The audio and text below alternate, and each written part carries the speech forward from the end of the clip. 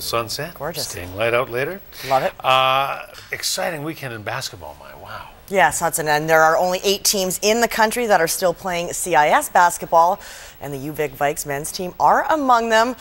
Craig Beaucamp's boys punched their ticket to the Nationals over the weekend. They're headed back to the big dance for the first time since 2006. Early on, I mean, we weren't a very good basketball team, and our goals were to, 1, try to qualify for the playoffs, and 2, try to get home court in the playoffs. And we obviously were able to accomplish both of those goals. We were obviously able to get to the Final Four and ultimately qualify for the national championship. And there's only 8 teams in the country left right now, and we're happy.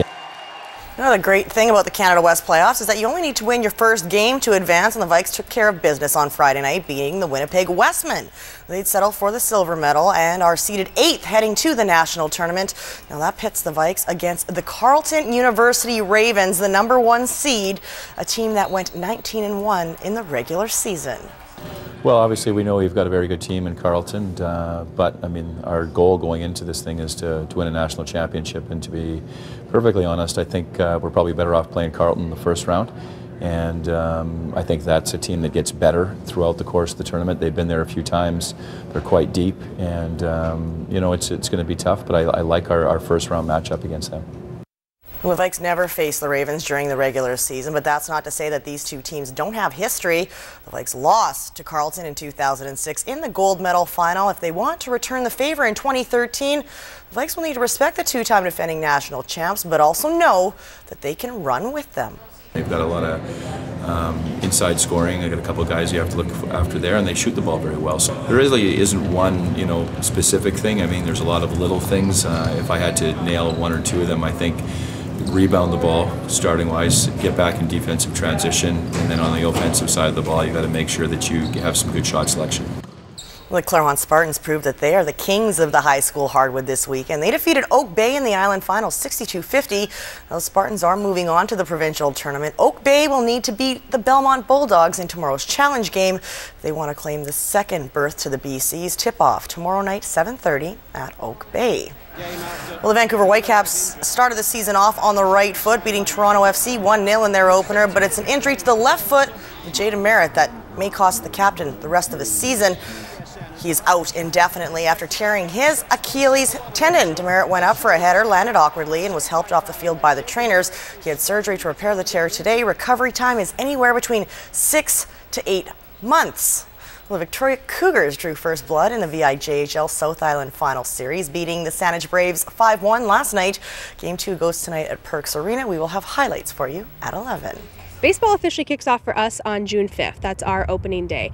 There may end up being a couple of exhibition games before then, but that's the big official first day, and once the players get here after their college seasons, we'll be off and running in June. 93 days until baseball returns to Royal Athletic Park. The Harbour Cats' inaugural season in the West Coast League will be here before we know it.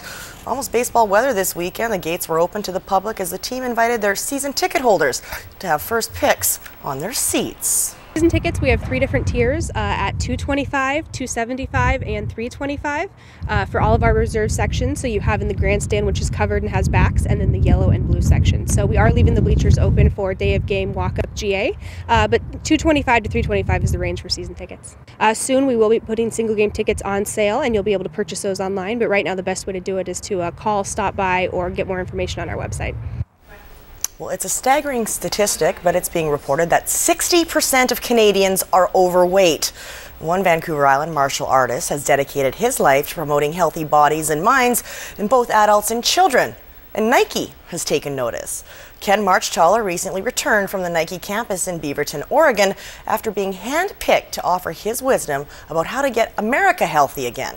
Here's Joe Perkins.